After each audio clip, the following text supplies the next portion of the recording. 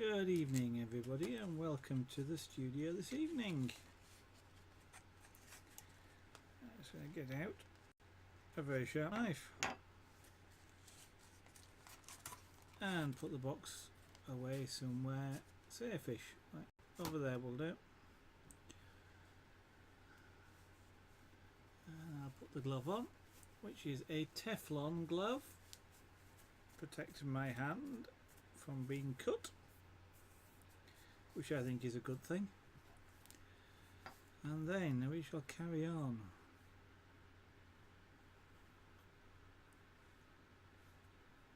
When I decide just how to carry on.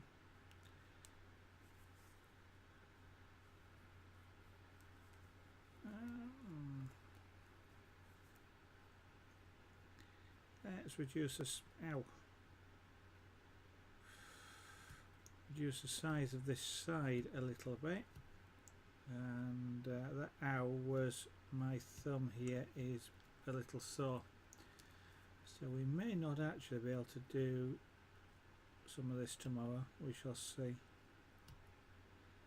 So I may need to swap out to a different craft tomorrow just to give my thumb a chance to get better. We'll see how it goes tonight.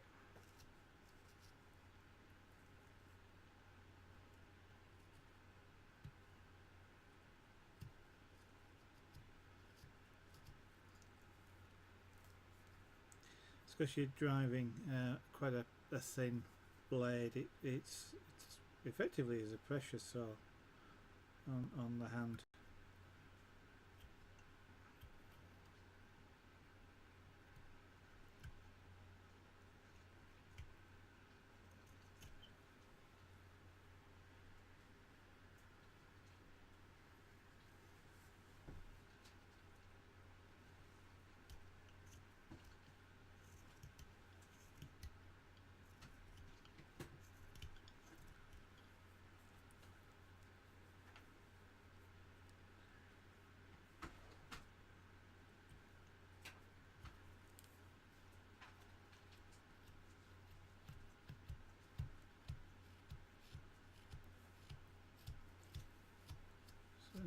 Reduce the size of the back just around here a little bit, and also make room to smooth that side off a little bit so that it's not flat.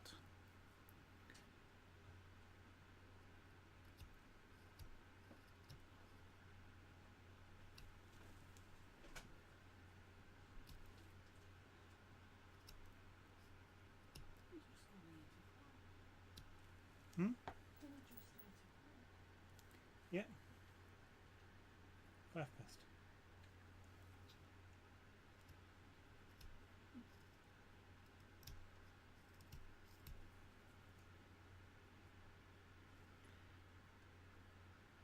Okay, tail's going to come around there, so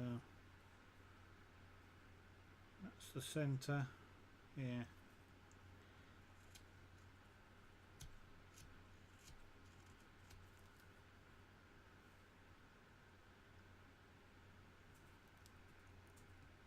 Give myself a little mark.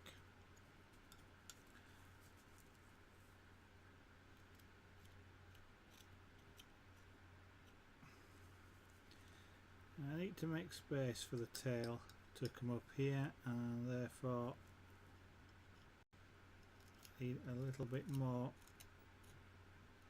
Need a bit of this this bit here taken back just a little bit so the tail comes out from the pussycat.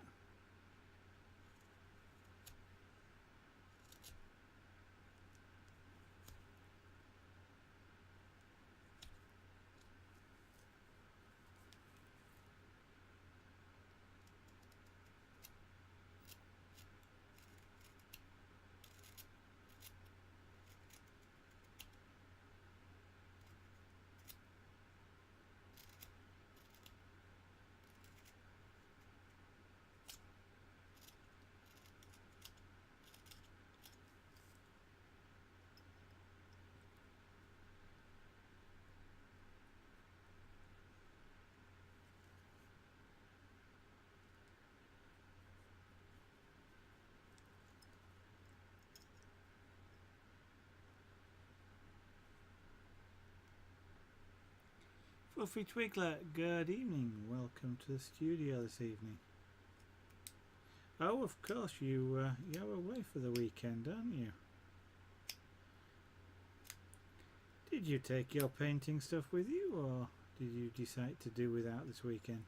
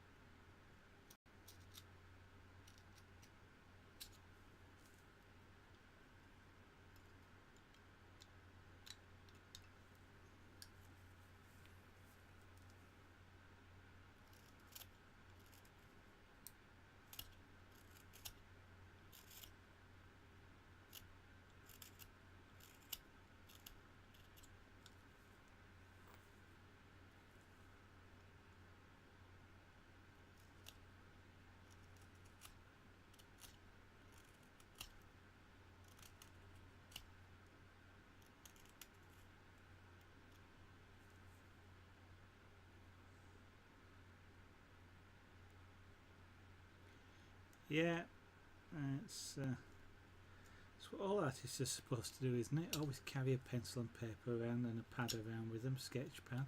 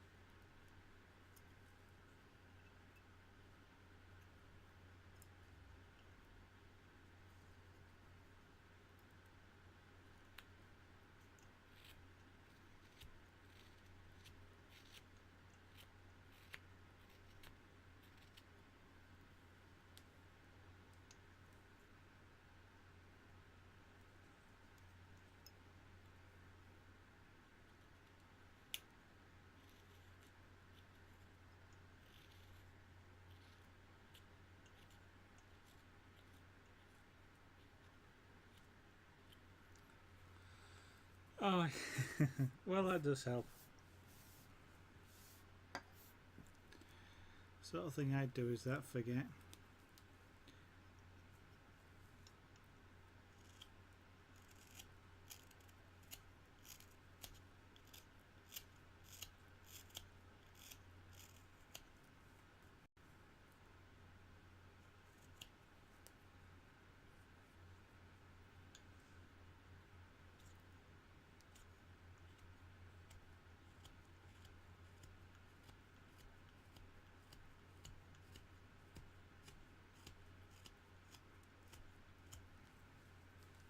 Now I'm probably I am going to have to thin the cat down a little bit to allow space to carve these sides in. And although Junior's a chunky cat, that's a bit too chunky, so we'll bring him in a little bit more.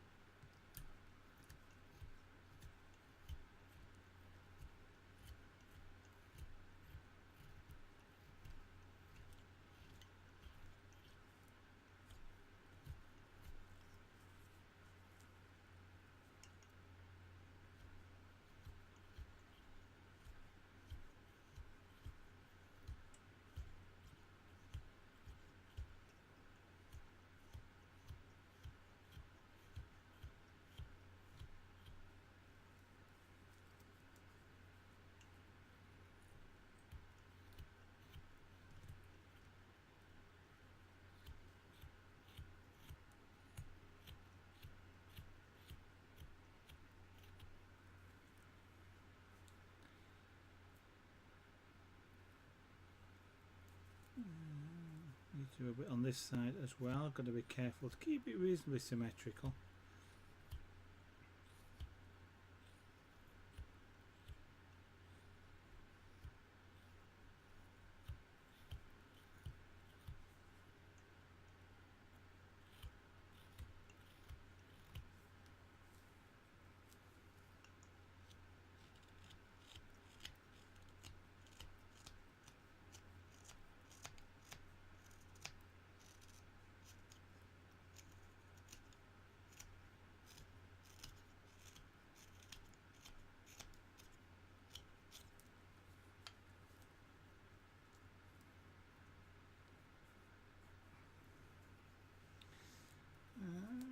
make a bit more space just around here.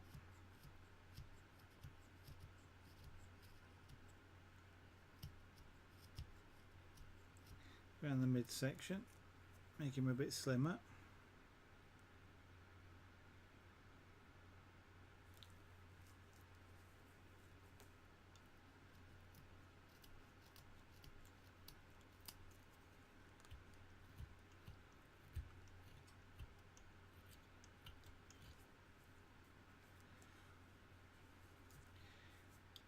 Carving into something, which I'm getting down into the space here, gets a little bit more challenging as you get deeper in to get the knife in, so I might at some point switch to using a chisel. Although the detail knife will perhaps help me a little bit as well, because it's got a finer tip on it, which means it will actually be able to reach a little bit deeper down.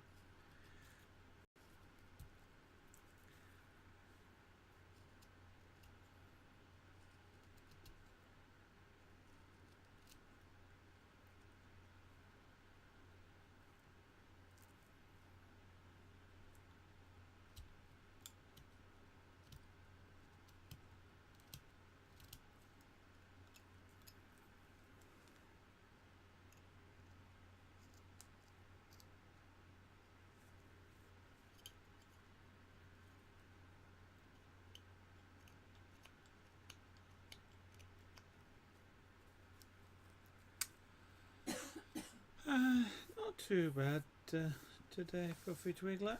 It's been a busy day, but I kind of started this afternoon with a headache, but that's gone away now, I'm glad to say. So it just feels kind of a bit relaxing and a bit chilled out to just sit back and do some carving. How are you doing?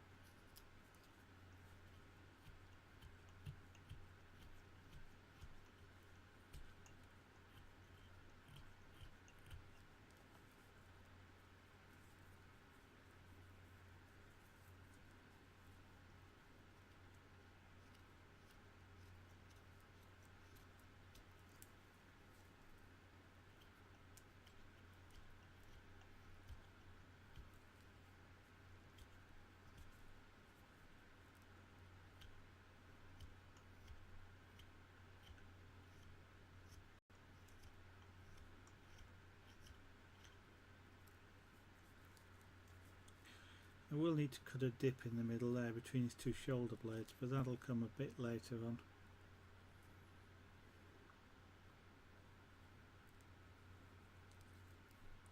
Well, it still looks kind of a bit thick top to bottom. So I'll do a bit of work and more around the head, and that might help me see the shape and size that I want.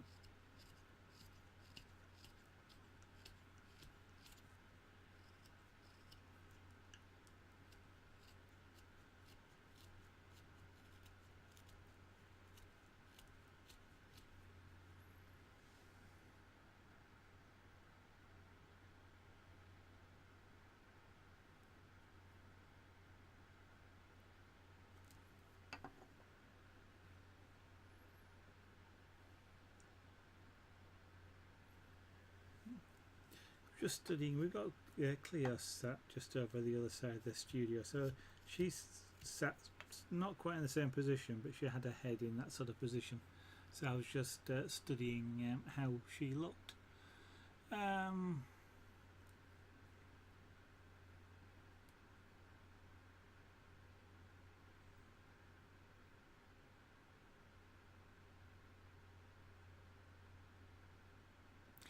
That's something I keep having to sort of work at a little. Because I like detail and stuff like that. I always try and I won't say copy the reference picture, but get close to it in terms of design and things like that. And I've got to sort of work at not being looser, not being as accurate to the reference.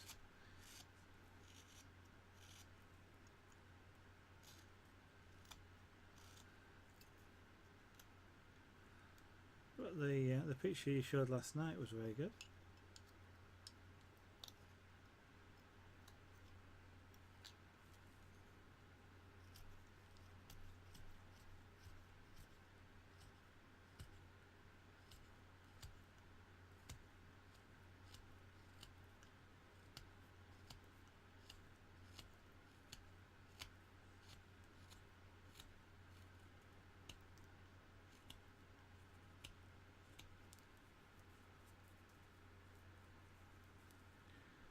Right, well,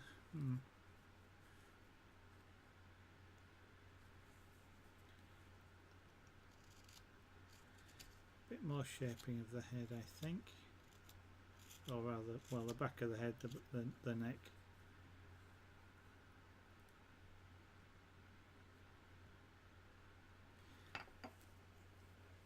Should probably also consider a little bit about how we're going to do the face.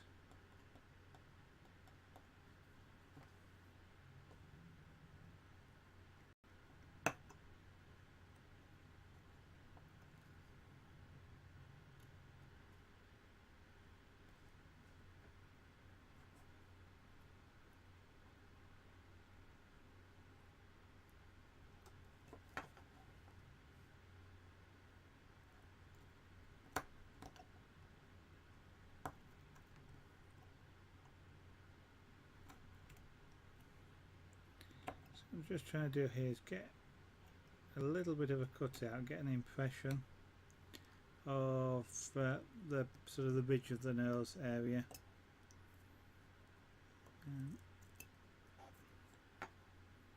which sort of comes in and then back out again as you come down to the tip of the nose.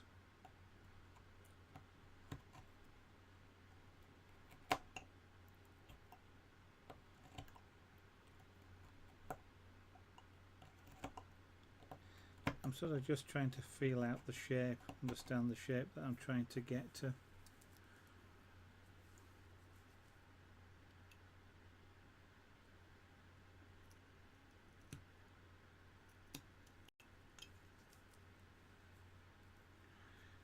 Because the ears are kind of, well, they are here, they're sort of stood out.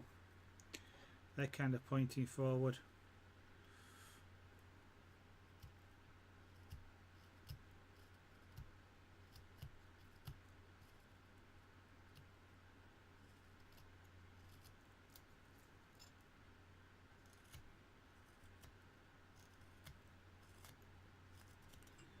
Probably do with give myself a little bit more of the ear shape just to understand roughly where the head is going. If they're stood forward, then I'm going to have some sort of dip just behind them.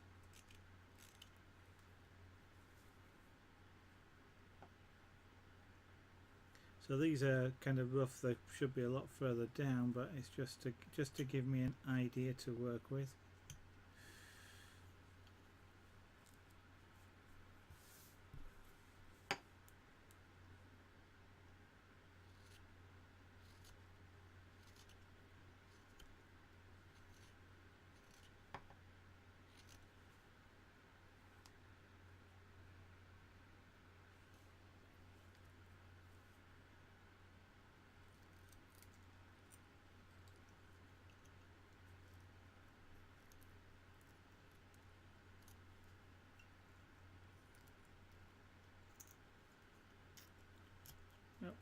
Got to be careful there. I was starting to rip with the rip the wood or split it along the grain, so I kind of heard as I was just moving the knife. I could hear the wood sort of splitting, so I obviously have to be a little bit careful of grain direction around there.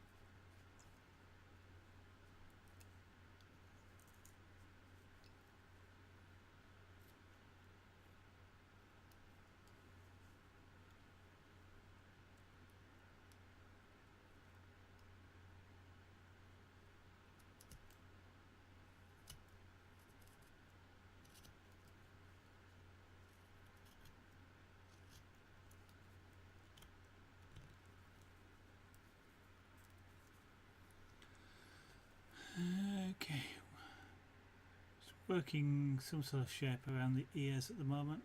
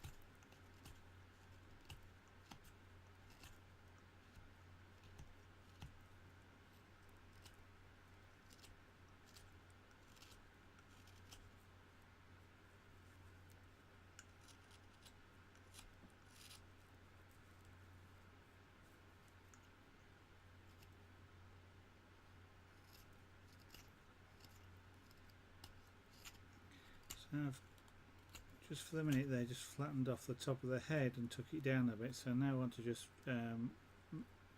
round the top of the head off again.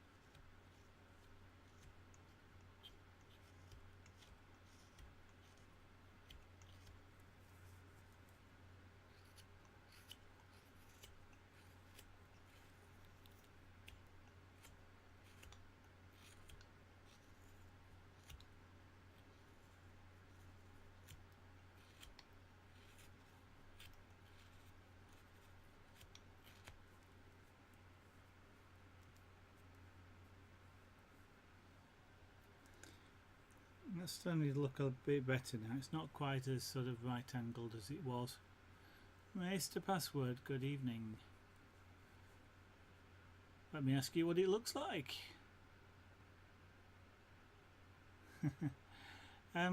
It's a sleeping pussycat. Well, that's the intention. Hopefully it will turn out to be that way. This is being done totally from my imagination, so it's an interesting challenge. I'm not referring to any pictures, and I'm only sort of occasionally referring to an actual live cat, which is there's one sat over there, just to one side, but she's kind of not really sat the same way, so I'm kind of guessing as well. Orbix, good evening, welcome to the studio tonight.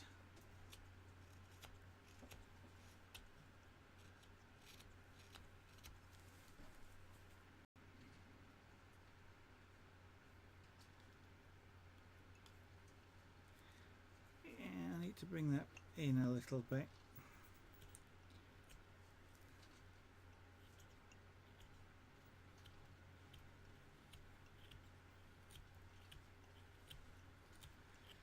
I've got little wood chips going all over the place because I'm doing a lot of carving towards myself tonight, partly to save this thumb and partly because that's just the way it happens to be. They're going all over the floor.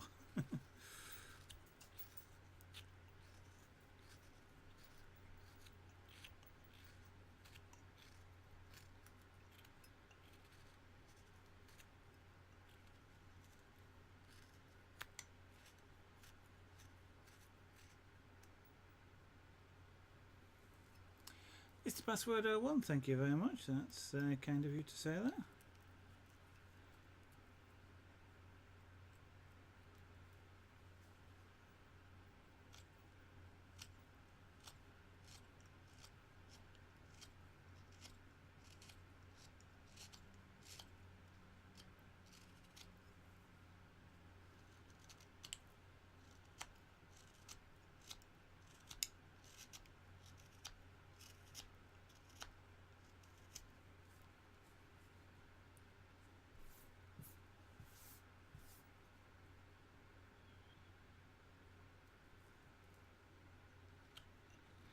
Anybody that's watching and is choosing to lurk there, good evening.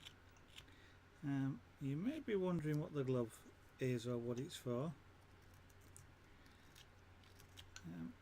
It's there to protect my hand from accidents. The glove is a sort of a cotton nylon mix which is then woven with Kevlar fibres, same sort of stuff they put in bulletproof vests, and it's there to stop me slicing myself accidentally with this knife. In some movements, like here for example, I might catch my fingers, and whilst I take great care not to do that, if it happens, then the Kevlar will stop the knife slicing through the glove and therefore through my fingers, and so it's there just in case. In the past I have had occasions where I've caught the glove with the knife, so it's already been well worth buying. Actually I have a pair of them, but I only wear one. Oh, I don't know, Mr. Password. All art, or a lot of art, is often a matter of practice.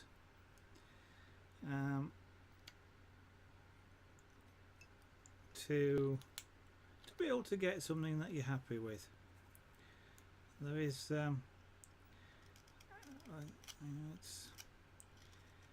some art forms take a lot more practice than others to do, and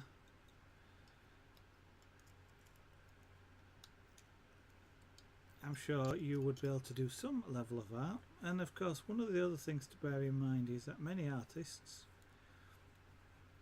are always more self-critical of their work than other people's might be.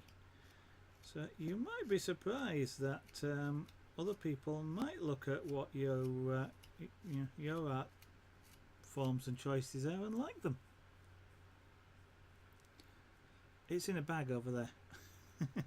I don't wear it on my right hand because I want to hold the knife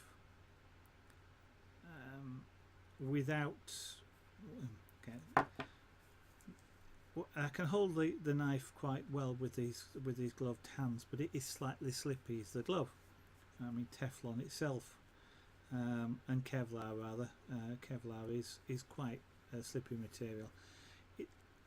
I don't feel quite as much in control when I'm holding the knife wearing a glove, and it's to all intents and purposes because I'm holding the glove in this hand. It's not impossible, but it's quite difficult to cut this hand with the glove.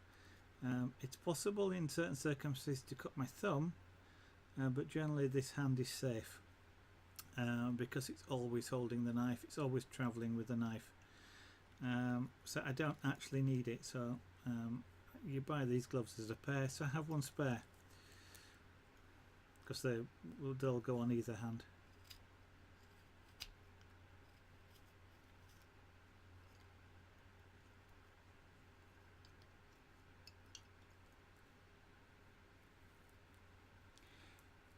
Well, that's a good thing to start with. I'm not particularly good at portraits, full stop, whether they're self-portraits or somebody else. I'm not too bad at them, but I need a lot of practice. I can actually. I'm not that good at drawing portraits. I can airbrush them, and apparently, having done one, I can do it in scraper board. But my drawing and my ability to draw portraits is quite bad. It is something I ought to practice, but there's a ought to and actually. So if you're able to do that, that's not a bad thing. And then extending it to someone else shouldn't be too bad. Jacob McSweeney, hello, welcome to the studio this evening.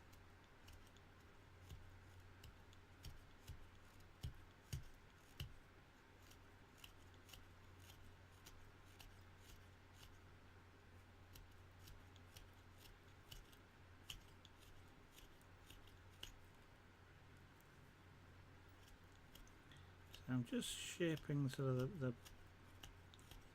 back of the head and the neck of the cat. I probably shouldn't. Well, it'd have been easier on myself if perhaps I'd instead of turning his head, had his head on his front paws or turned it less. But that's just the way I've done it, so that's the way I'm going to carry on with it.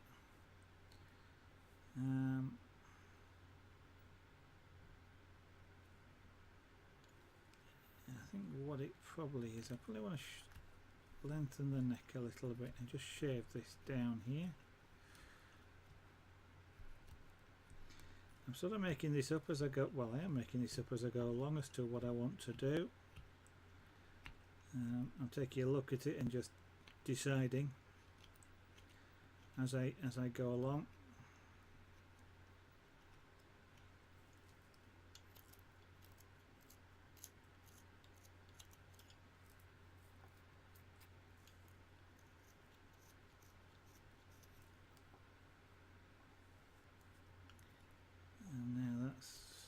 Looks a bit too prominent, just around there.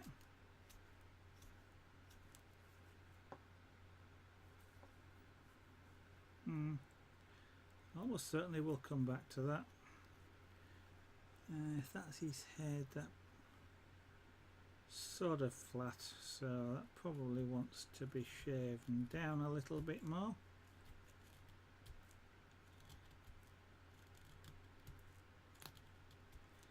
I'm doing this kind of the same way I do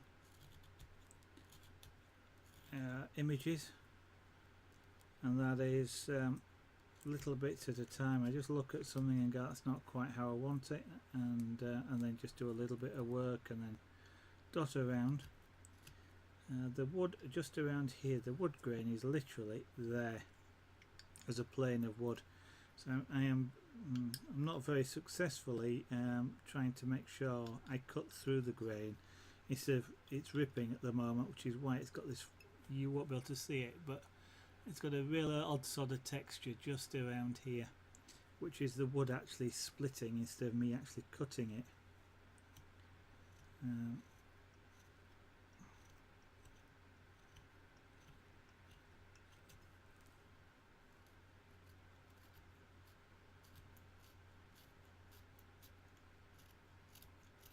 I don't actually want to split the wood. Splitting the wood is uncontrolled movement. You know, I have no control over where the split goes. So it's something to be avoided, is splitting wood when you're carving.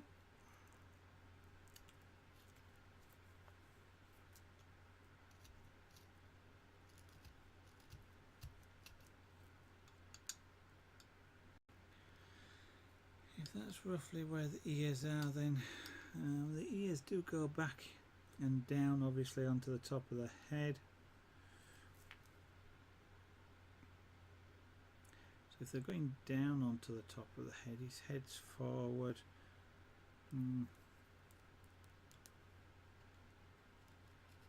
These need to go down that way.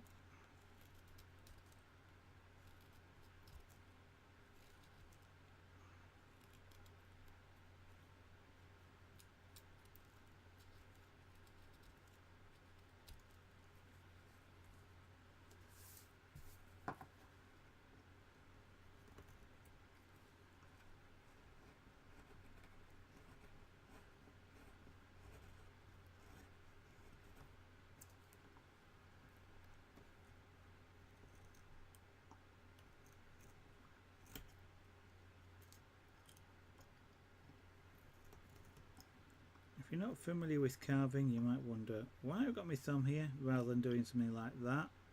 And the reason is it's safer to put my thumb there than it is not to. The thumb acts as a stop. If I drag that and it pops out like it kind of is expected to at times, the knife handle comes against my hand and stops it. If I'm doing that, then without my thumb there, then I can push on the desk a little bit, but it's not very easy, and you tend to use your arm to pull. When you do that, I've got a lot more movement and you notice what's nearby. So it's actually safer to put my hand and thumb here in front of the blade than it is to move it out of the way.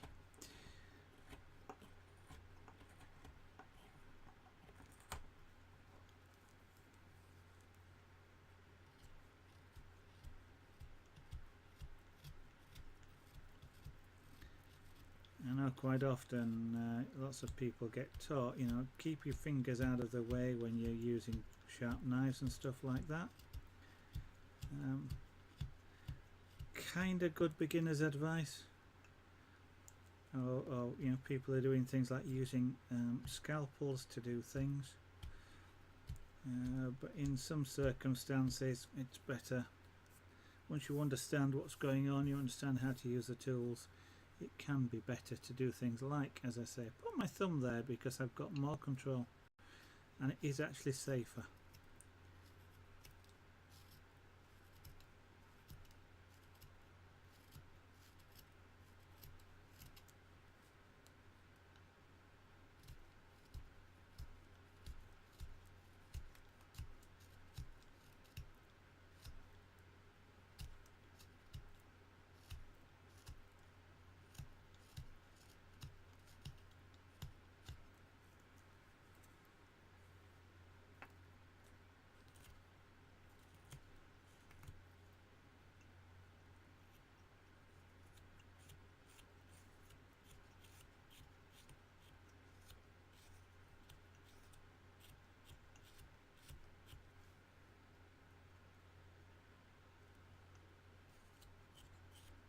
You may notice me from time to time readjusting the blade position in my hand, just so literally I do have that end stop.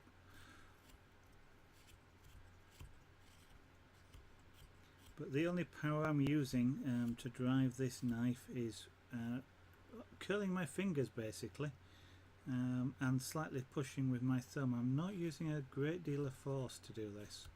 I'm certainly not using the whole of my arm to pull. That would kind of be a dangerous thing to do.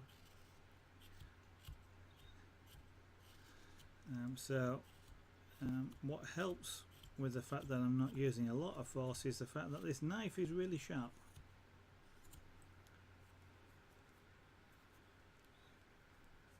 With things like this, the sharper the tool, actually the better it is and the safer it is to use.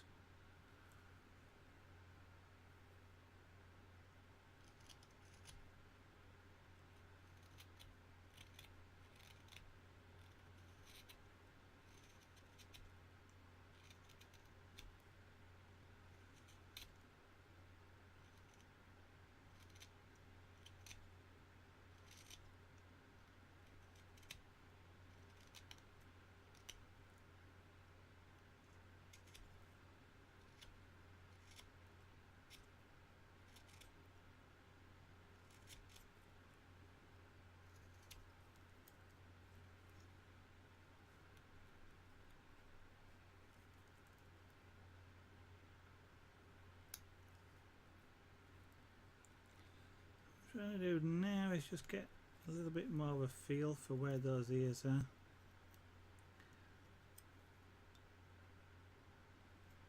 Which will give me a better understanding of here where the forehead is.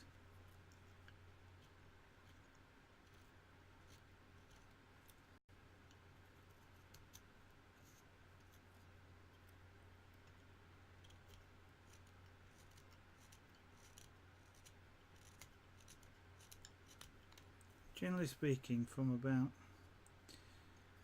this point here to about here would appear to be sort of flat on a cat's skull, and then it goes in roughly where the eyes are and comes back out towards the nose.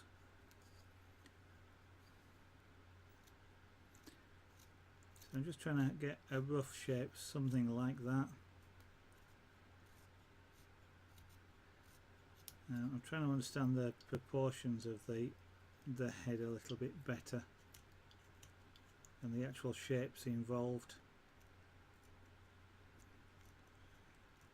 Very much like sort of painting or drawing. With carving, you're still doing similar sort of things. You're still looking for the shapes, and you're creating rough shapes and then refining them just as you do when you're painting or drawing for that matter. So carving, other than the actual physical act of carving, a lot of the sort of techniques of getting to where you want to be are similar to other art forms.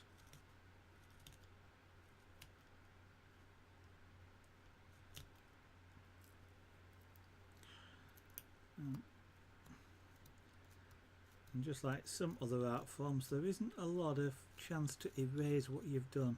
It's a bit hard to stick these things back on if you've taken too many off.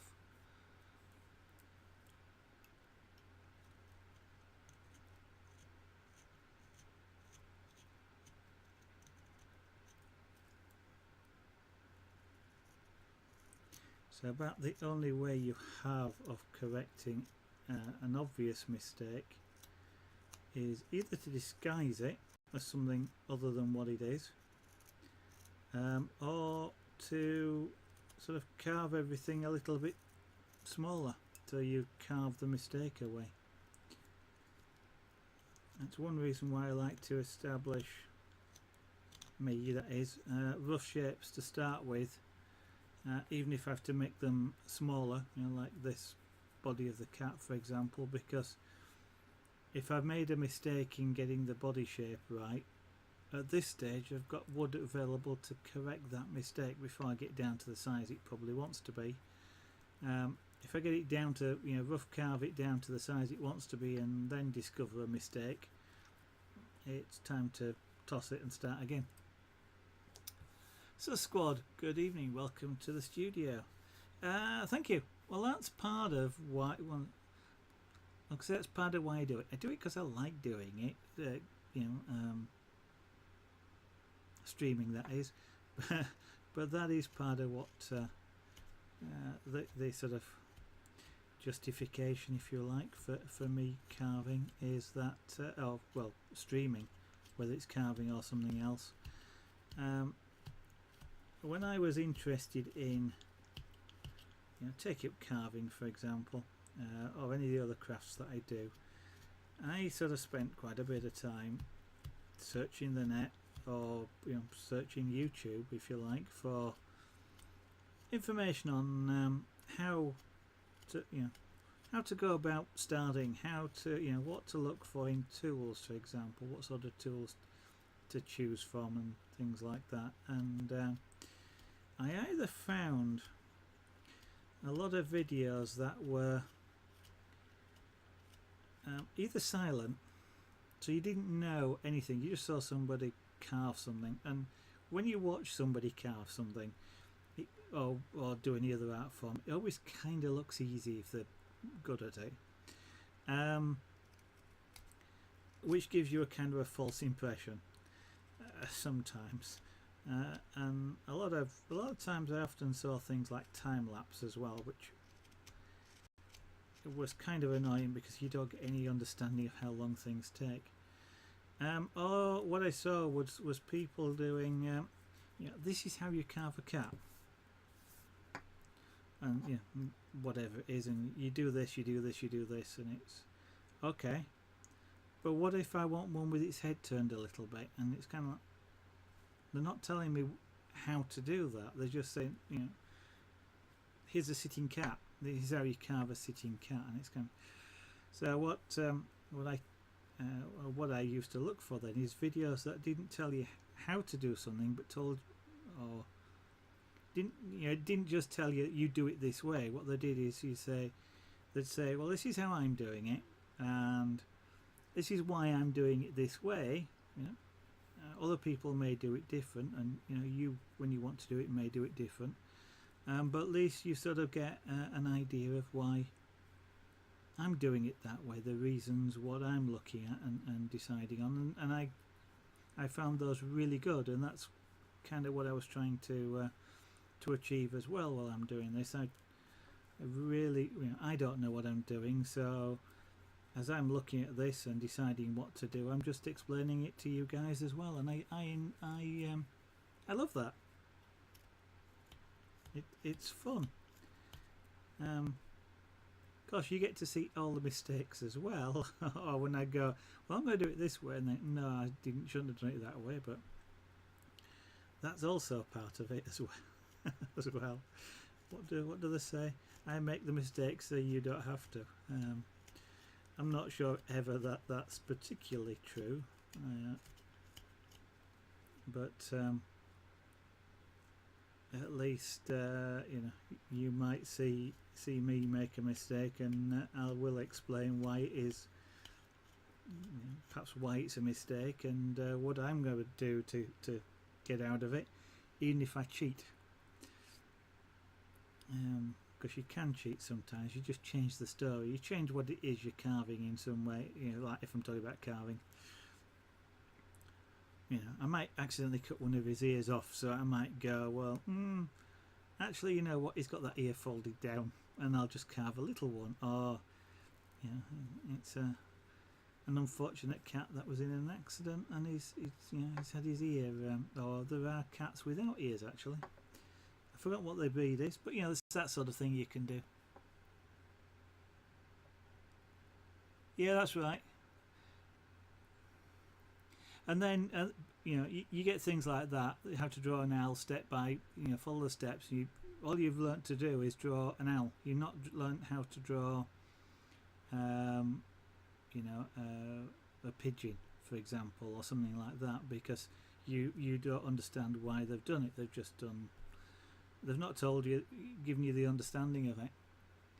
Yeah, that's right, like drawing a crown. Yeah. No, or if you suddenly want to draw the owl with its wings out, you know, so it's going to take off or something like that as well. So I kind of hope that at the end of this, me doing things like this, you've got an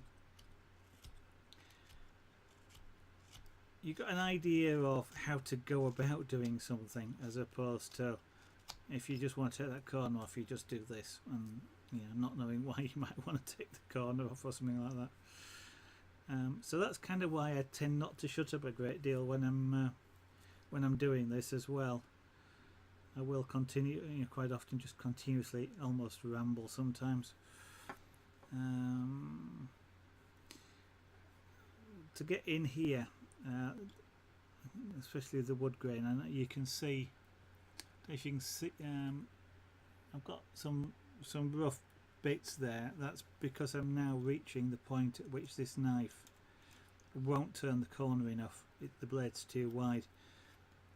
So I either need to widen the valley a little bit, which is probably acceptable in this particular case, so that I've got enough room for the knife blade to turn, or I would need to switch to another knife, which is a detailed knife which has a sharper point on it, so there's not as much metal at the tip. That way I've got a tighter radius I can work around, or potentially switch to using actually a chisel. There are people that say, if you're hand carving something with a knife, you shouldn't use a chisel, but I'm carving. I'm not specifically sticking to a knife, and it's kind of like I was about to say I'll use the best tool to do the job. Well, I may for the fun of it, decide I'm just going to use a knife, and one of the better tools for doing this may well be a Dremel type tool for doing certain things, which I'm not about to get out just because logistically it's not a good idea where I am here in the studio, so I am kind of stuck with the hand tools rather than the power tools. But that ear,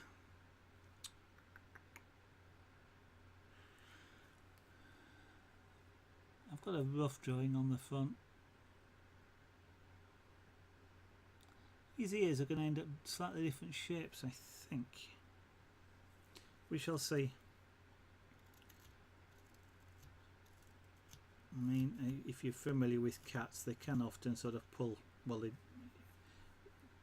While they look to be asleep, they may not be, and they'll be listening, and you'll see them twitching the ear around sometimes. This is what it's on about, maybe changing the story a little bit.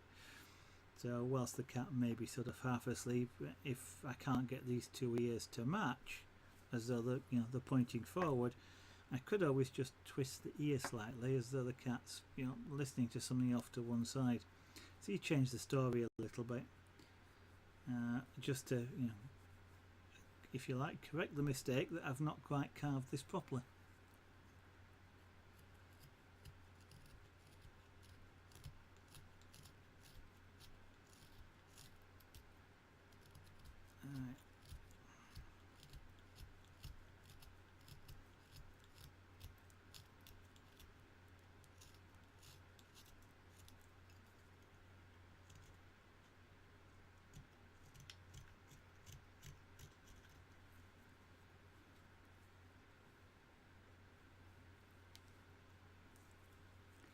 I'm getting a bit better shape on the head now. That's giving me a better impression. I think I've still got too much bulk there, but we'll look at that again in a little while.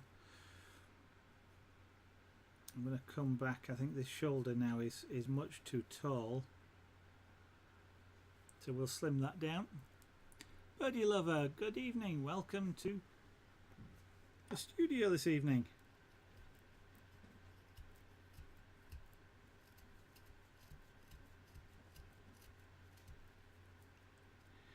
So I'm reducing the height of this, but rather than just slicing straight across, which I could do, as I mentioned it before, but what I like to do is, because I've established a rough shape, I like to continue to carve that shape as I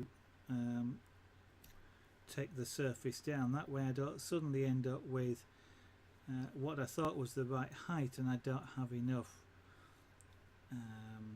wood left, if you like, to carve the corner nicely, and then it starts to look perhaps a little bit more of an abstract cat. So what I do like to do is, if I'm like shaving this down, I like to shave all this area down as well as I go along. That way, as I say, I don't end up with this too low and no space left to carve, the shoulder blades. Now, never having done a cat before, whether that would actually be true on this particular carving, I'm not sure, but on all the other carvings that I've done, I've made that mistake a few times on different things, and I had to correct it, so I'm assuming it applies in doing a cat as well. It's one of those sort of techniques that I've learned which helped me in my carving. I'm sure an expert carver would probably go, well, you just bang and it's done, but it's a bit of an awkward position to carve this.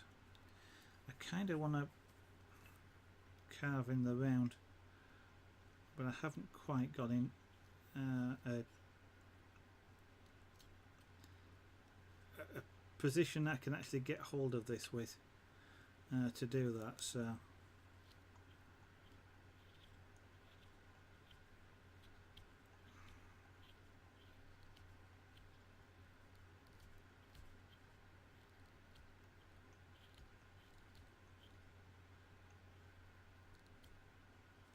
actually, it also probably needs to get a little bit thinner, because of course these are the upper arms just here, and then the lower arm of the, obviously it's the leg on the cat, but it's the same as your arm, your elbows here, and I obviously will want to sort of have a curved shape there, not sort of a flat one, and the same on this side. So actually the cat also needs to get a bit thinner to allow me enough wood to be able to do that.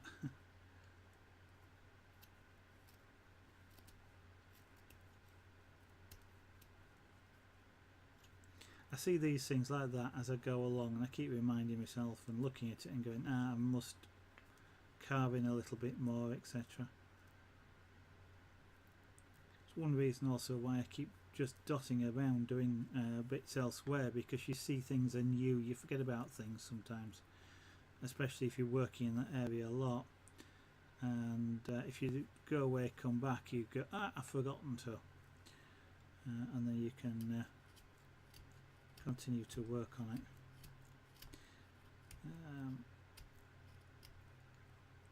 Electronic artists you sometimes see do a similar sort of thing. Quite a lot of them, if you watch them, you'll see them do things like flip the canvas left to right or upside down, just to give themselves a different perspective on things, and so they see things that they missed before, just because they've got used to seeing them the way they were.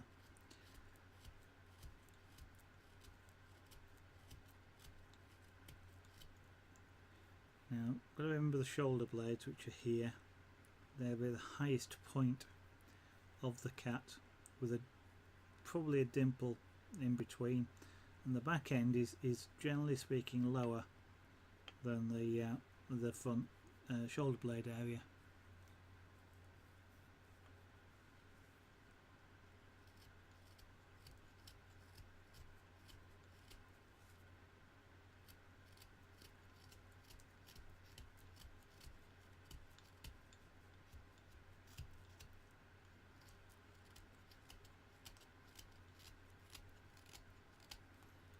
Probably should start to carve a little bit of a curve into these areas. At the moment it's just a straight cut. It's probably worth me getting the detail knife out a little bit and just shaping them a little bit. Use the detail knife just because it's got a finer point and it's easier to get into those spaces. Just to show you the difference between the two knives. The top one's the rough knife, and the bottom one's the detail knife, and you can see the point is a heck of a lot finer, and there's less metal supporting it, so it's got a tighter cutting radius. It's also somewhat of a shorter blade as well, which means that it's a lot easier for me to get into spaces like this, because I'm actually holding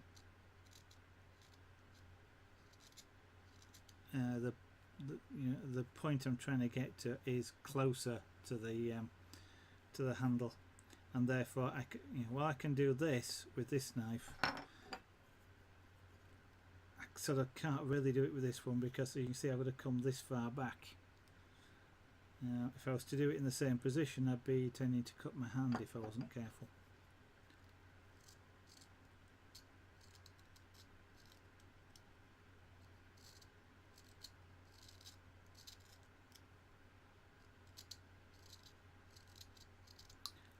So that's just slightly rounding that off for the moment. Can't do a lot more until I get a bit more space in there.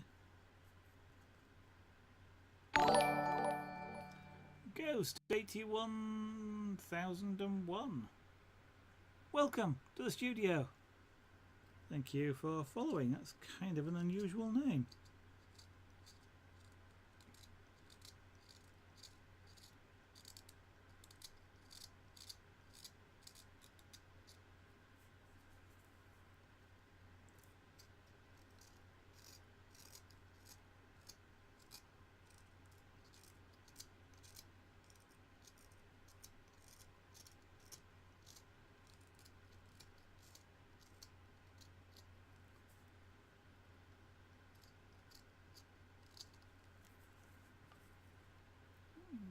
Probably round off a little bit of the tail as well.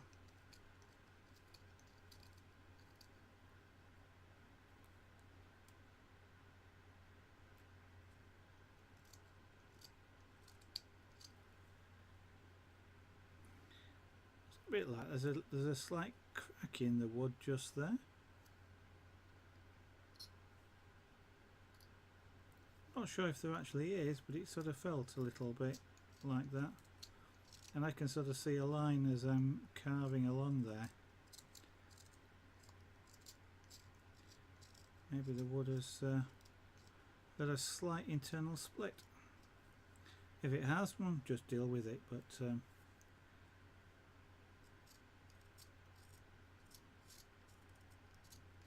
it's a natural product. It's it all adds to the interest sometimes of a piece. If wood is split, sometimes you can use that as part of the piece, and other times you can't, but it's just there as an interesting sort of texture.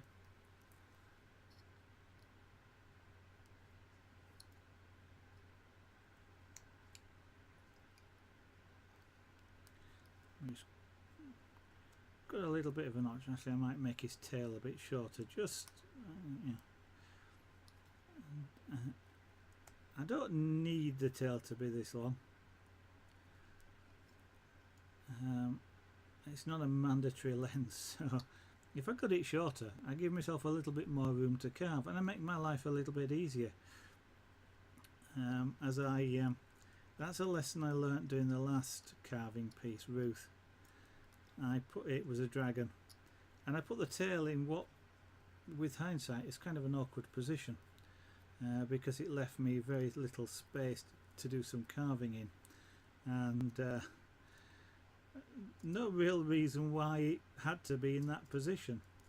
And if I'd have thought about it before I started, I'd have put it in a different position, but I sort of thought about it too late, and therefore I had to deal with carving in very tight spaces around the tail, where a little bit of forethought would have said, put the tail on the other side and you won't have that problem. So planning a piece sometimes can be worth doing before you actually go ahead and put knife to wood. Plan out where where you need to cut things, and that way you can look for things like here, this tiny gap. Well, if I bring it back about 1/4 of an inch, it'll still look like a tail, it'll still look like a cat, and I'll have a little bit more space to carve the gap in, rather than trying to get in a little tiny gap. Orbix, good afternoon. How's the day been? So. It's been a very rushed day today to get things out, because I'm not at work next week. So it's I've sort of been working quite intensively today, shall we say, just to make sure I wrapped up necessary things. So I ended up at the end of the day with a headache, which is just about gone now, I'm glad to say. But apart from that, it's gone okay. It's been a successful day. I'm sort of chilling out now with the carving, so I'm getting sort of a little bit more more animated, shall we say, with the on the stream than I was at the start. I kind of just need it to relax. Pac-Man 108, thank you very much.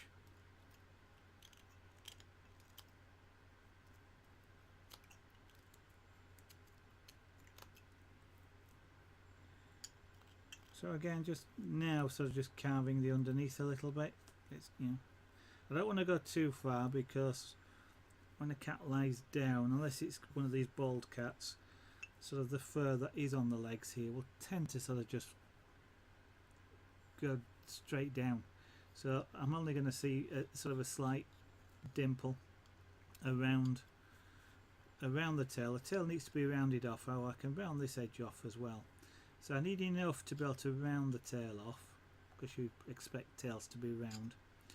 And I need just enough here for you to see that this is a tail and that's the leg, so you see where the join is, so to speak. But otherwise, on a cat, actually, you almost certainly, if it was curled up with its tail like this, quite tight against its body, you probably wouldn't see this. But artistic license, I'll put that in, make it easier for you to see the two. But what it means is I've just got to probably slim. Again, I'm on about slimming the cat a little bit, because the high point, which can only be sort of the surface of the wood as it is here, is going to be about there. So I need to be able to carve this in enough from that high point. So if I leave that high point alone, I've got to carve away from that into the wood both ways. If I carve from there this way, I've got to lose something like at least 1/4 of an inch up here in order for that curve to continue round. Because if I just start carving from there, I'll lose this hip bone. At about this point here, I'll just be flat.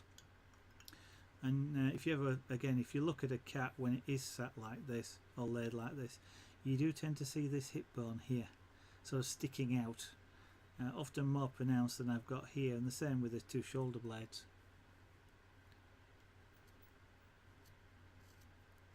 And I'm kind of just thinking about that now, looking at that flat side there. As I'm telling it to you guys, I'm thinking, actually, I've got to make some more space.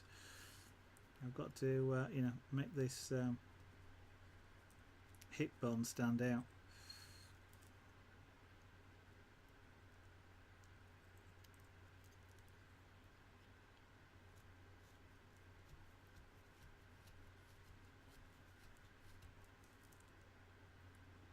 So let's do the back end here.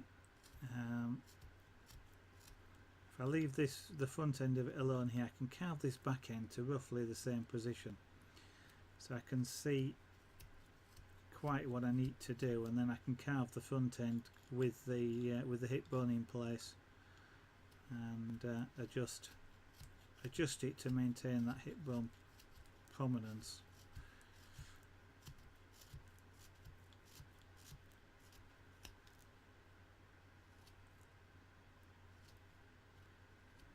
Also at this point here I have to be careful as I'm carving that I don't actually catch the tail bit and slice quite a bit of that off, because that kind of would destroy what I was trying to do. If that happens, the cat suddenly starts to lay on its tail as opposed to wrapping it around itself. Changing the story to fit the circumstance.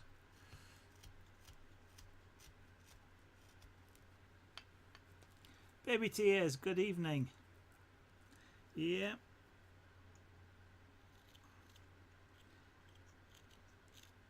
Well, it's I'll leave that thought where it is. Yep. Well, I have to be magic to be able to do things like this. I don't understand how they managed to do it.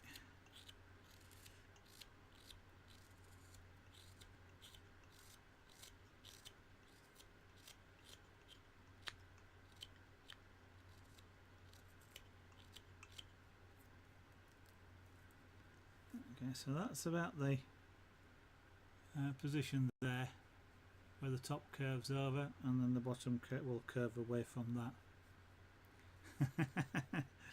Yeah, I'm caving. Right, so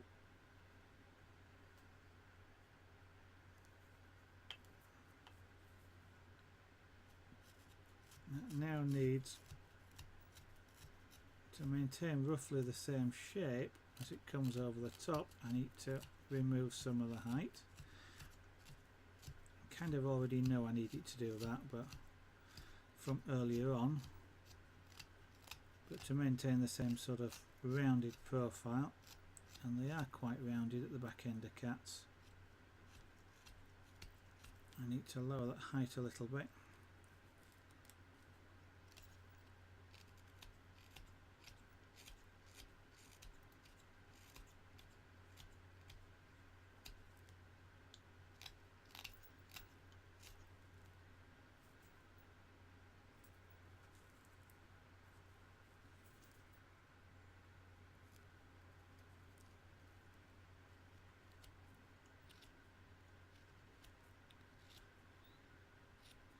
One of the things I'm looking for here as well is not necessarily accuracy, but something that looks nice. So it might not accurately represent a cat anatomy wise, but if it looks nice, then I ain't bothered. Lost was overjoyed last night to see you. I see. Why would Lost be overjoyed? You've not been there as well. Oh, well, you haven't, have you? Not been around for a while. Lost, for those of you that may not know, Lost in House is a music streamer who streams house music, amazingly, as you might not have guessed. And I don't actually know what times she streams, but it's if you're into that sort of music, it's an interesting stream to watch, obviously, and to listen to the music that gets played. So I'd highly recommend you check out Lost in House's streams when she's on. I'm not sure she's on at the moment. She was earlier today, I do know, but unfortunately I don't get much chance to listen myself because I'm usually doing something else, and I actually, daft as it sounds, I can't concentrate with music on. I end up listening to the music as opposed to actually doing things. So I generally have creative streamers on because I can listen to voices without being distracted. Bit of a weird characteristic, I guess, but which is unfortunate because Lost is good.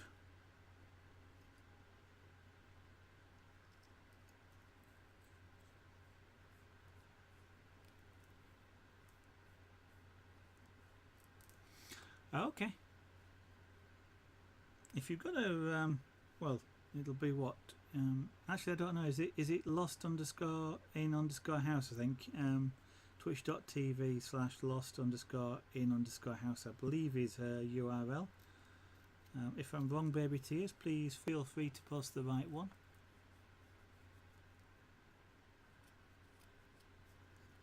So just establish that hip line again, so that now when I carve this, I still have that cut out. And unfortunately, it's a bit of an awkward angle. So I'm now going to slim this down. As you see now, I'll start to lose that sort of really pronounced edge that I had there, but that's okay. It will come back.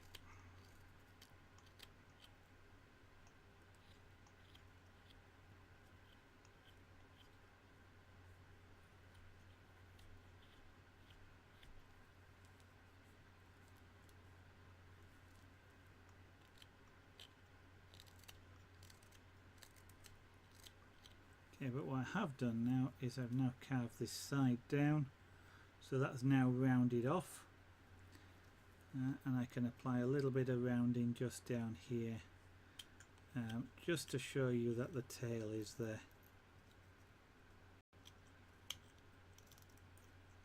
Actually, I'll switch to the other knife.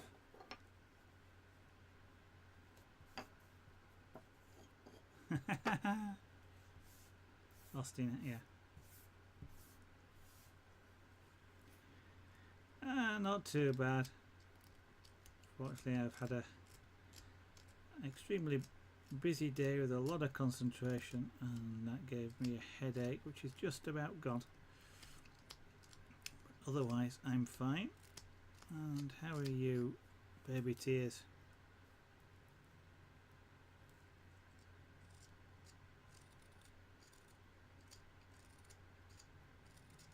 It's the weekend, which means I've got a whole week not at work but busy doing things. Got a week's worth of work not at work.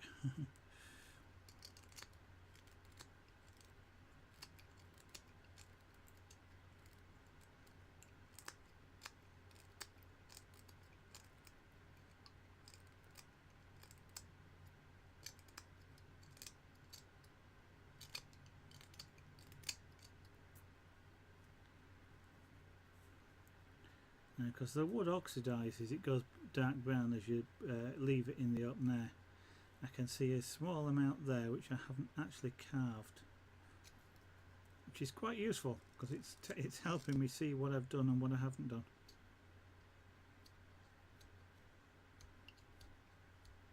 So I'm just going to carve that last bit away,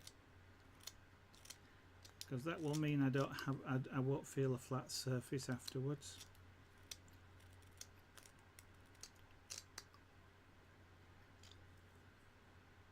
Yep, it's gone.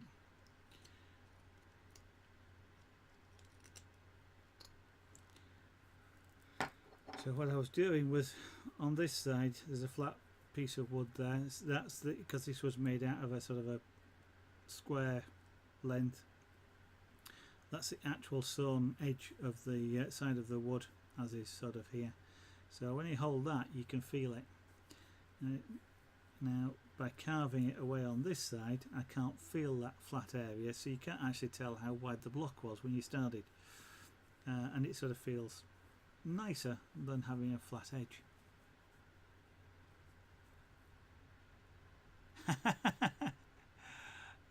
Yeah, I will try and get it. It's a weekend. You're going to get drunk. You young ones. I get migraines. I don't need to get drunk to get that pain. Yep, hi to Annie as well. Annie, by the way, is lost in house, for those of you that don't know. How old am I?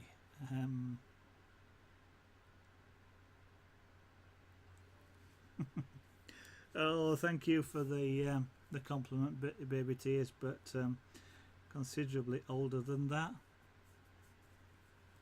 Not that it particularly matters.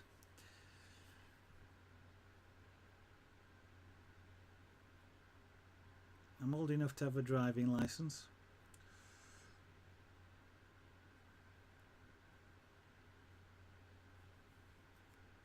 I'm old enough to drink in certain states in America, if not all states. Well, yeah, in all states in America I'm old enough to drink.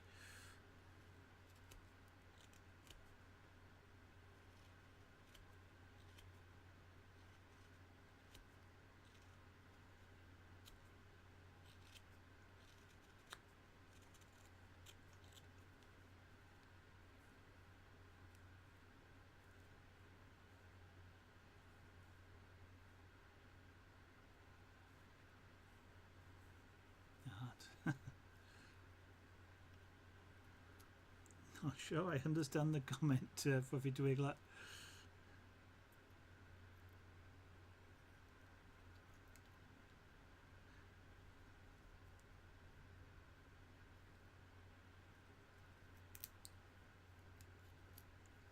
I'm going to do the same on this side. Make this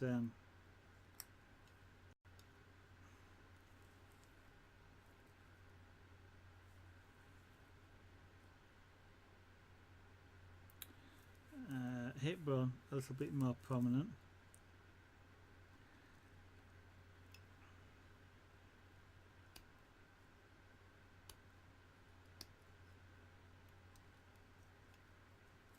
So I cut down first in this particular case, so that when I cut across it naturally stops at the point where I've cut down. So I don't tend to slice into the rest of the wood that way. You might hear the sort of the thunk as it hits.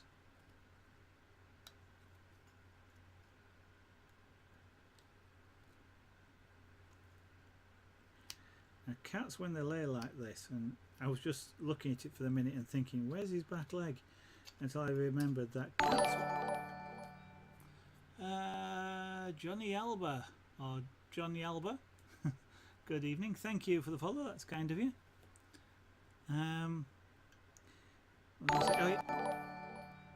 Nagrog, also thank you for the follow. Yes, when cats lay like this, what they sort of don't. If you imagine if you were crouched down, how you sort of your feet are either side of your body. Cats, when they've a tendency to lay down like that, what they do is, instead of sitting sort of down like this, they tuck the paws under, the back paws under like this. Don't know exactly what they do with the feet bit, but they do turn them upwards so that the fur on the back of the back paws is on the ground. They do that to keep the warmth, so that the pads, which would be the cold bits, are both tucked up against their body where the fur is, so they're warm, and they don't lose heat through the backs of their paws because they're covered in fur. So they sort of do that sort of thing. So you tend not to see the back legs when they're laid like this, and you can see the same technique on the front quite often. Cats, if a cat's really relaxed on its front paws, it will tuck them that way. It literally will just do that, as though you're just moving your wrist under, for the same reason. It's the warmth. But if a cat's not quite comfortable in its environment, it'll lay like that with its paws that way. Generally speaking, unless there are exceptions, like when they really stretch out, but they'll lay like that because if they're to make a quick getaway, they just dig the claws in and pull themselves straight forward in like a leap, which allows them to get their back feet back under them to start running. But if they've got them tucked like that, it's a bit awkward for them to get up.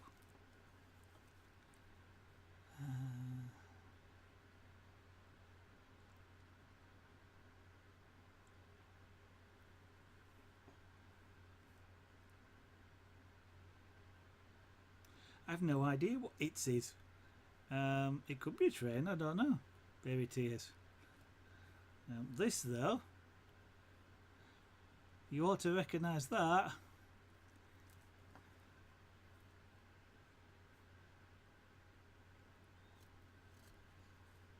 oh yes, I was carving out the hips, having explained why I was studying it for the moment, wondering where the back paws were until I remembered.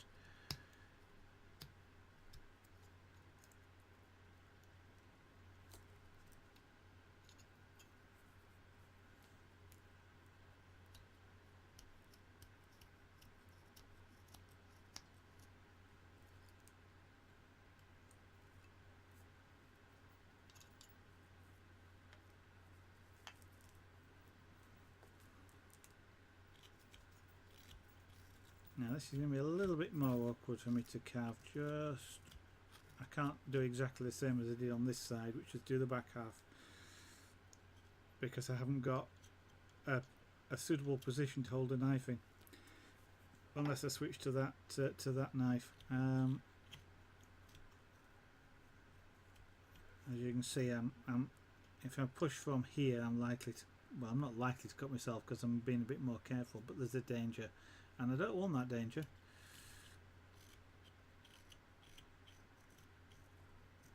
So I'm going to have to do this kind of in one go.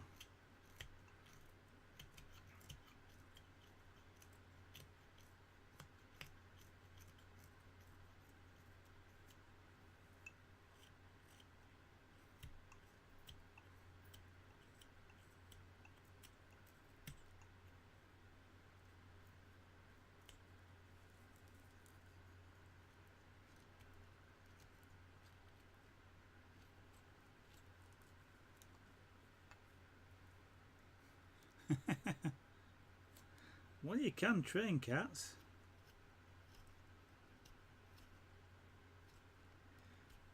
I used to have a cat that unfortunately is no longer with us, that would sit on command. And so you could, even out in sort of in the garden, if you got his attention and gave him the right command, he would actually just sit down, and then he'd sit and wait, and you could come and pick him up, which was quite useful. Of course, you know, from time to time he'd just completely ignore you, but it was quite a useful command. There's a visual command as well, so he didn't actually have to hear you. I can't quite remember how it came about, but it was just sort of that sort of shape with my hand, and he'd just sit down.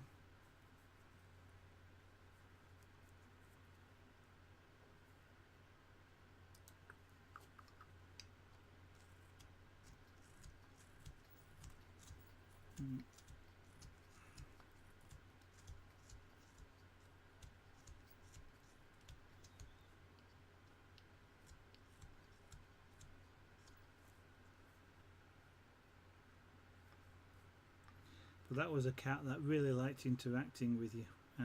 We'd had him from a kitten, so he was handled quite a lot, and he used to really like being basically carried or interacted with, stroked. And when you get a cat like that, you can train them quite relatively easily.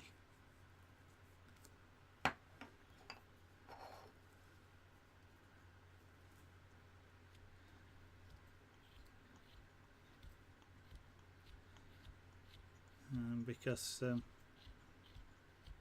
whilst you can train any animal with food, basically, it's a lot easier to be able to train them with something else, like in cat's case, you know, a bit of fuss.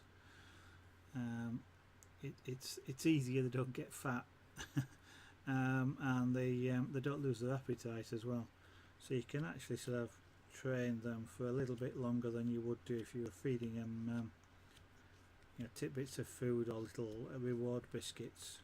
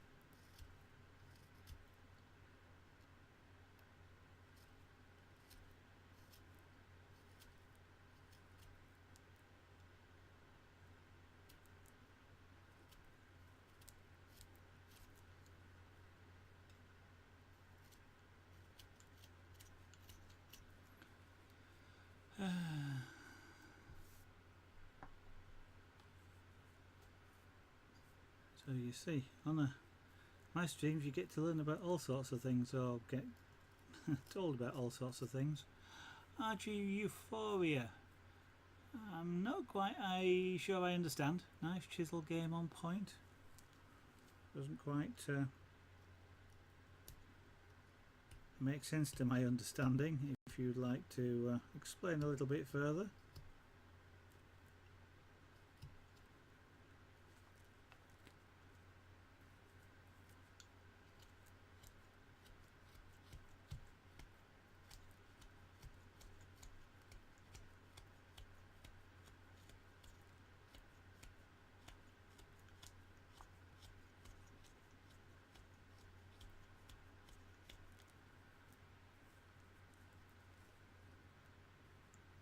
Okay. That explains why I don't understand then.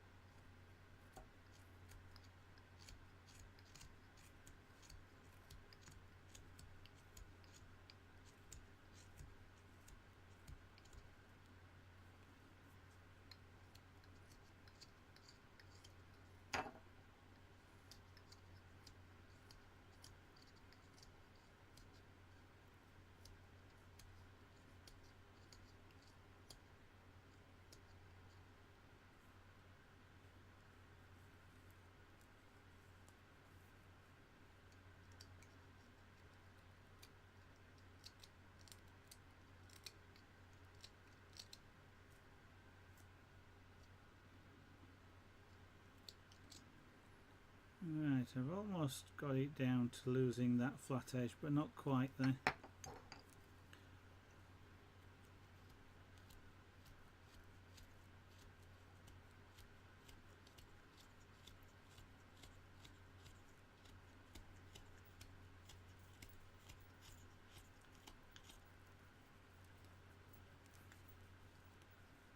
That's the only one disadvantage to these gloves, is they catch the edge, the little bits of wood, and you sort of end up sort of attached to the carving.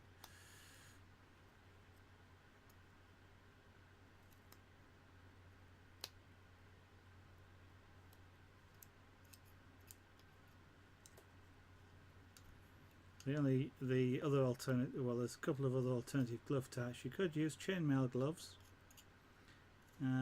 or you can use a thicker Teflon rubberized glove, but it's both thicker, which makes it a little bit more awkward to hold things with, and to be honest, it's a bit warm to use, which means it gets uncomfortable after a little while.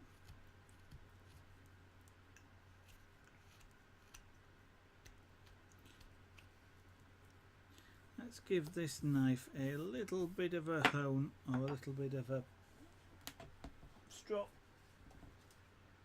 It's getting a bit blunt.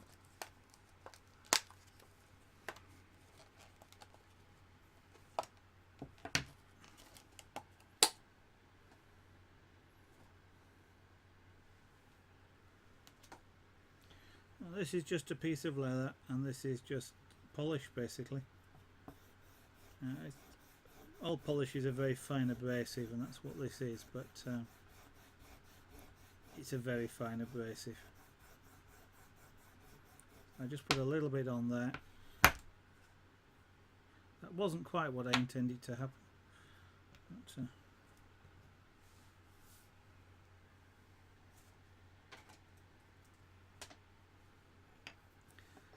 all I do now is just hold the knife at the right angle, which is about there. Just drag it.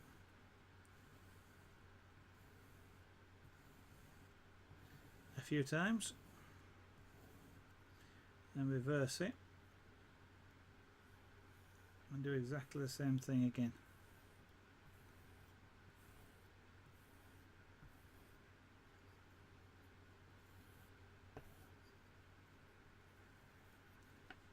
black shiny stuff that you see on there is actually off the blades. It's actually metal, but that's come off in sort of hundreds of times. Either the mainly the chisels have been stropped on there, and occasionally the knives.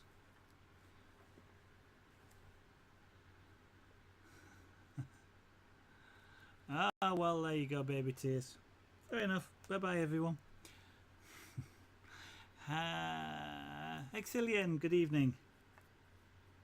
Well, there you go. I'm attached. Floating in midair. How's that for telekinesis? Or a little strand of material?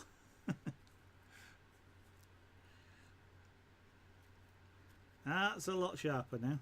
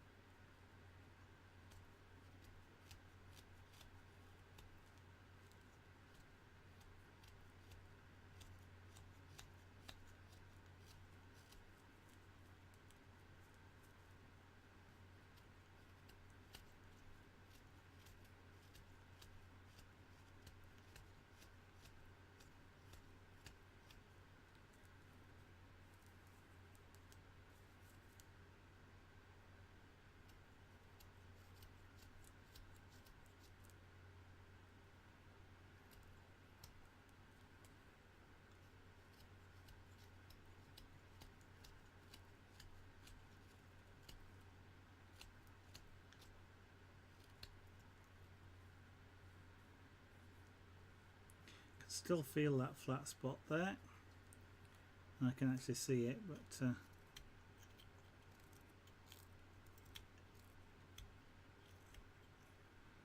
let's persuade it to go away.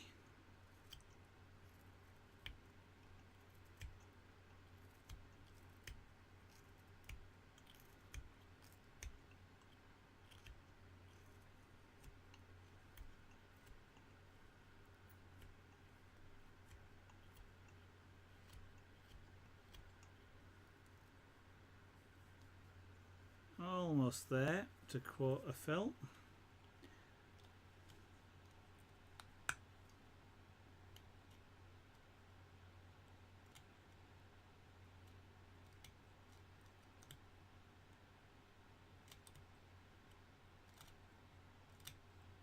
I'm cheating a little bit here. I'm just slicing that top edge off, but it's enough to roughen up the edge of the wood a little bit, which will give me a little bit more leeway now just to carve the rest.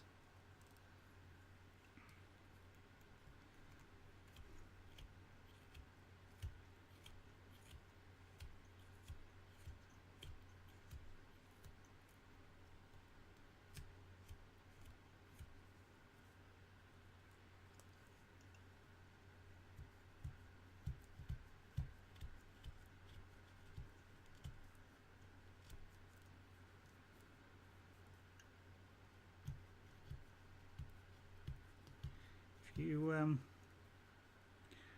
quite often, if the knife is sharp enough, the wood comes, I don't know if you can see, the wood comes out almost polished because it's sharp enough to slice it that smoothly that you get almost a polished effect. That's just purely from the knife. As you've seen, I've not done anything else with it. One indication of a sharp knife, and it's one of the reasons why I kind of like to leave wood that I've carved raw without coating it with a varnish or anything like that, just because I enjoy the feel of it.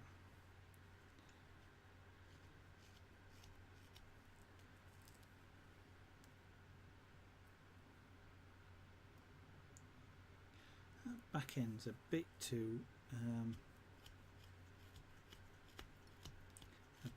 big.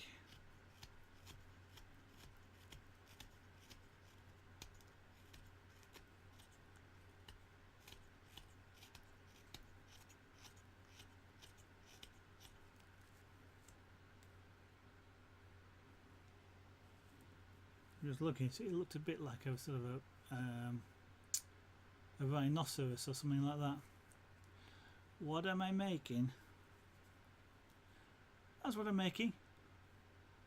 Yes, sir. Or ye sir. One. Hopefully that should be a little bit more recognisable now. It's a sleeping pussycat.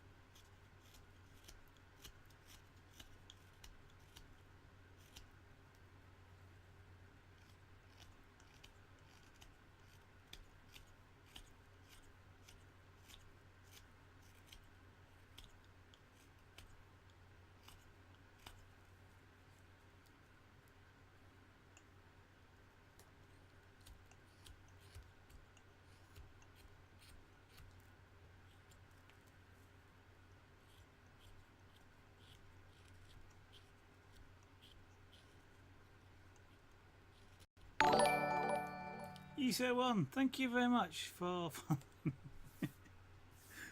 thank you very much for following. So cool. Actually, sorry, my sense of humour. I'm actually a little warm, which is why I've got a fan going. Baby corns, thank you very much for following. So baby corns, is your name after those little yellow vegetables, or is it something else?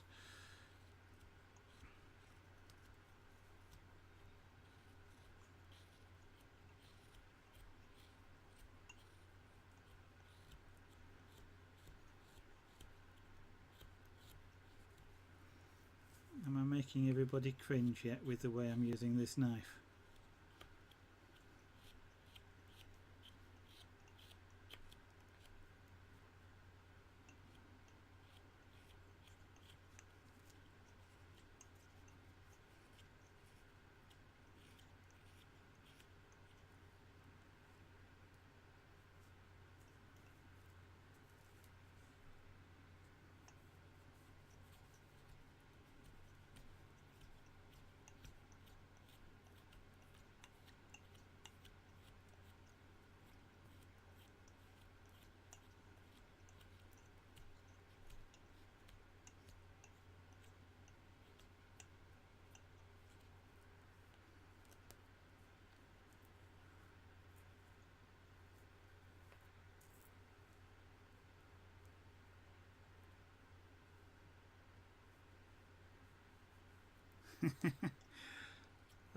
I wouldn't know, baby tears. What shape would that be? I'm guessing you've got experience.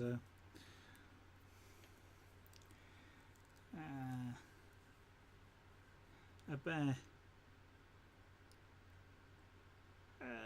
All apart from the face. Yeah, you could be right. But yes, this does have a somewhat of a longer tail.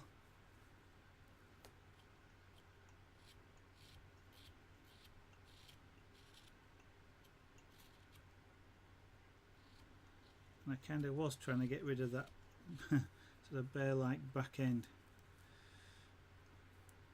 This side's not so bad. That one wants a bit. This side wants a bit more work on it. I've got you this time. Ah dear.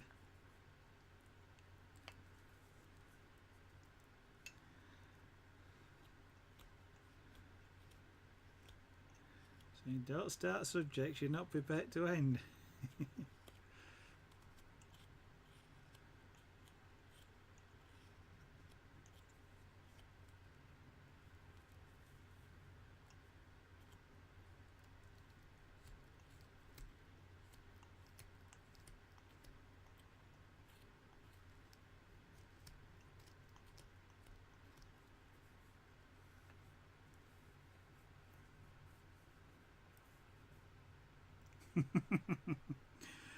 Oh, don't take it too much to heart, baby tears.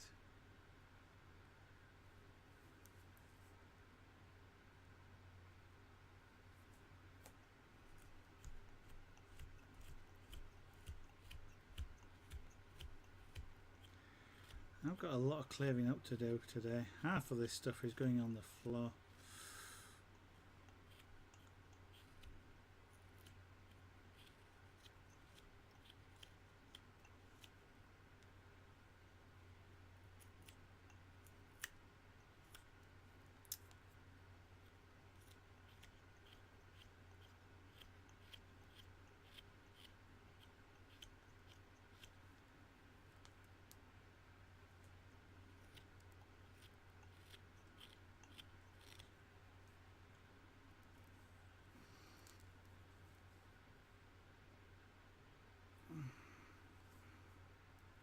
Okay, that's looking a little bit better. I'm still not quite happy with that, but it looks a little bit better.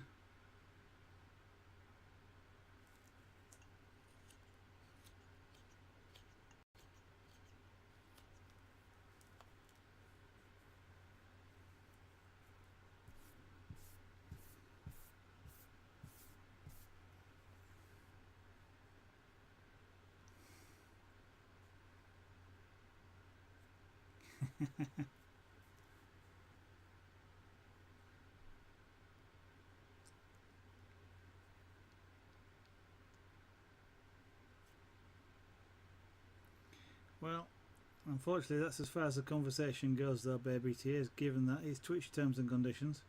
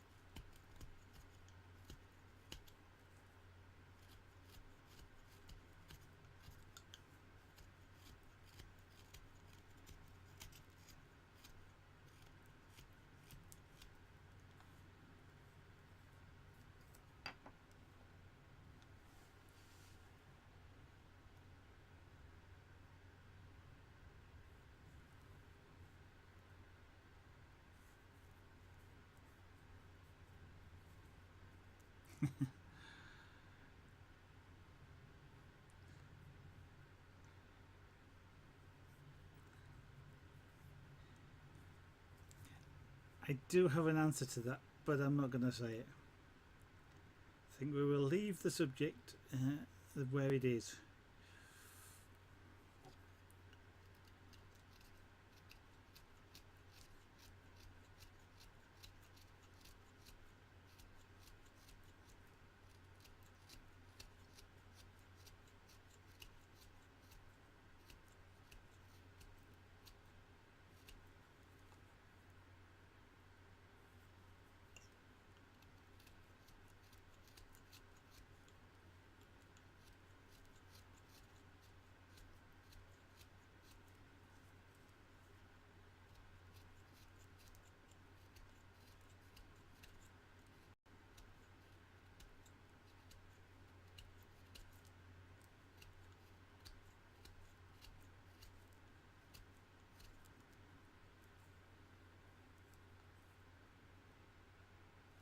Try to round this side off a little bit. Indeed.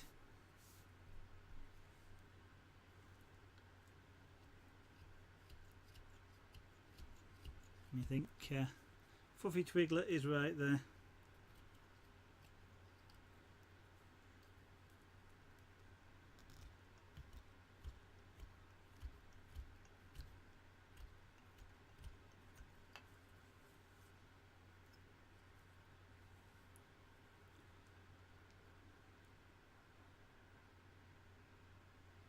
That's what I'm carving.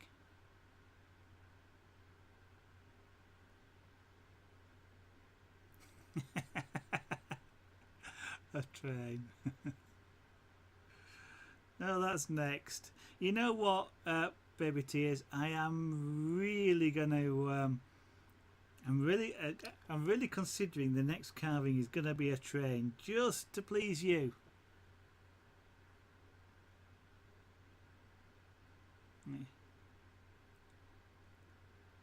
A sleeping pussycat.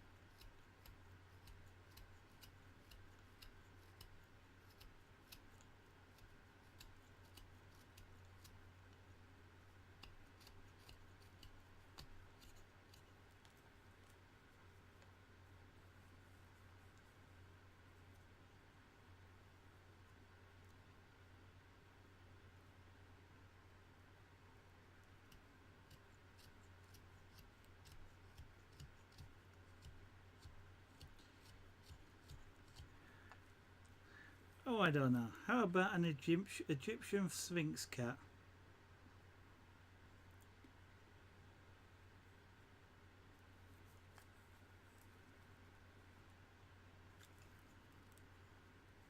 I think Junior would do a good impression of that.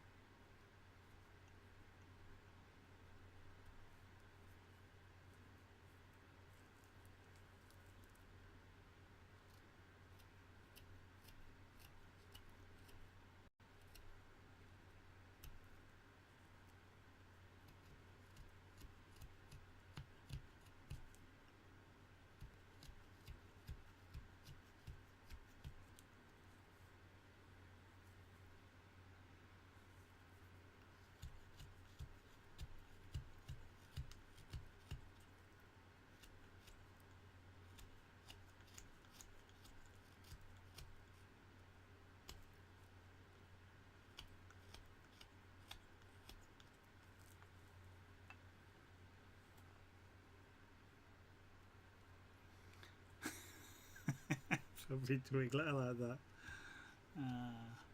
Nope, you don't.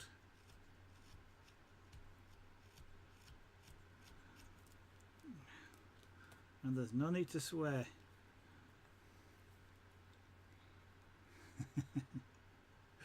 Yeah, Fluffy's right. Fluffy's right. I apologise, Fluffy Twiglet.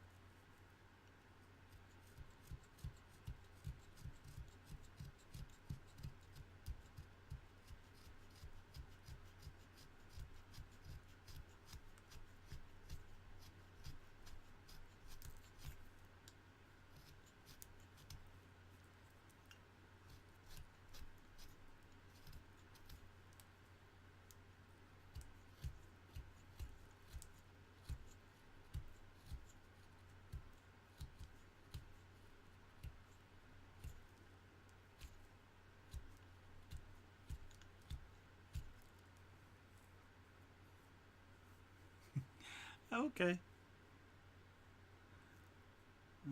Kind of just up the road then. Although my geography is terrible. I have been there, I've been through there, but for the life of me I can't quite remember where it is.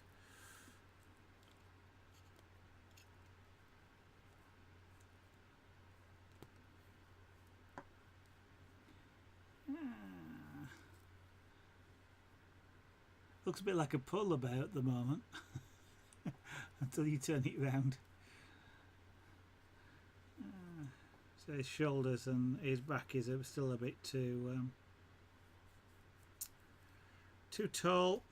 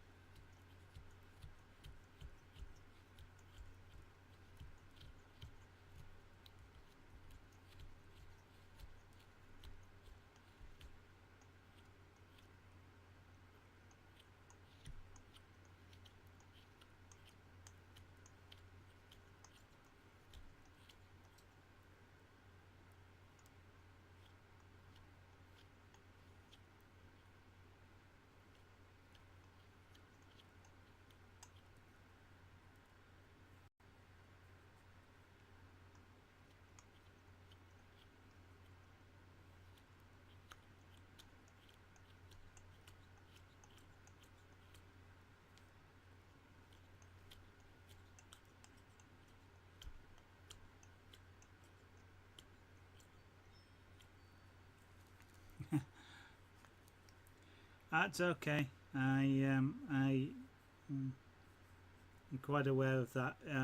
The way in which I'm using the knife means that it's I won't say it's impossible, but it's extremely difficult for it to come into contact with my thumb.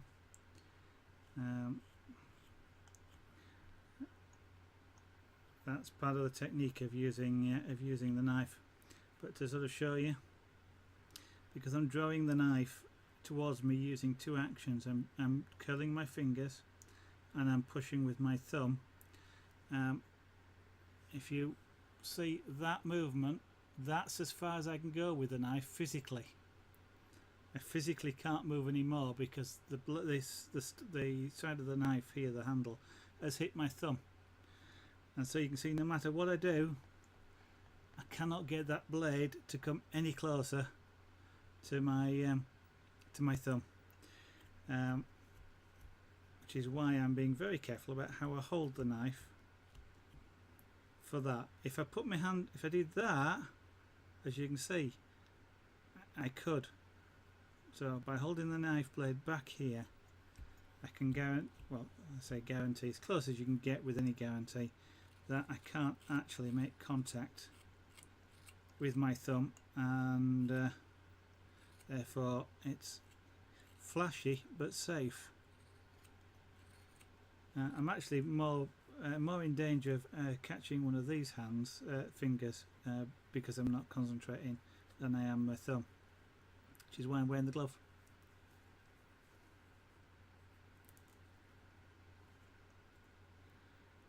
Right, well, we're getting the shapes coming for that back end.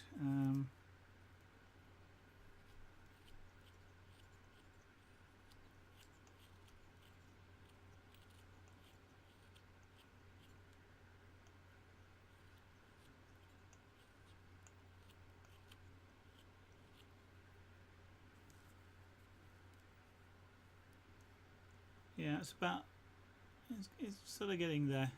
This area is too tall. It's got to go down quite a bit, but I'm sort of more pleased with that sort of shape there now than I was earlier. It's actually, as I slim this down now, bring it down about, probably about at least 1/4 of an inch, it'll actually make the cat look longer as well. So we may have to do a little bit of adjusting of things like the hip bone position, but we are now at 10:05, so I'm afraid, ladies and gentlemen, that's the end of the stream for this evening. So I shall put down that blade. I shall take my glove off and actually just see if yeah. You might not see it, but you can see my thumb looks a little bit blue there and red. I may not carve tomorrow night. May do something different, possibly some jewellery, I suspect. Just to give my thumb a rest. When you're pushing the blade with my left hand, I'm pushing against there, and it's effectively bruising it. And I can feel it's a little bit sore, and the redness there, so we may just switch to something else for a day or so, just to give my thumb time to recover before we come back to doing any more of the carving. But we'll see how it goes tomorrow night. I may just do a little and see how it goes, and then change my mind if it sort of continues. Otherwise, if not, I'll sort of, from experience, if I go too long doing it without a rest, then it'll be about a week or so before I can do any more. So it's better to have a couple of days of doing something else than a whole week. Encore, yeah. Unfortunately not tonight. I